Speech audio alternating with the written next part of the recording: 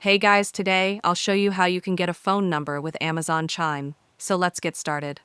First, open your browser and go to the Amazon Chime website, then sign in with your Amazon account. After you're inside the Chime dashboard, look for the phone numbers or voice connector business calling section. Keep in mind that Amazon Chime phone numbers are only available through Amazon Chime Business Calling or Voice Connector, so if you are using the free plan, you will need to upgrade. Once you're in the calling settings, choose Request Phone Numbers. You can select the country, region, or area code you want. Then pick the available phone number from the list and continue.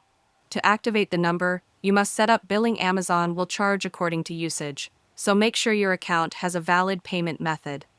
After confirming, the phone number will be assigned to your Amazon Chime account. You can then manage incoming and outgoing calls directly from the Chime app or configure it with your organization system.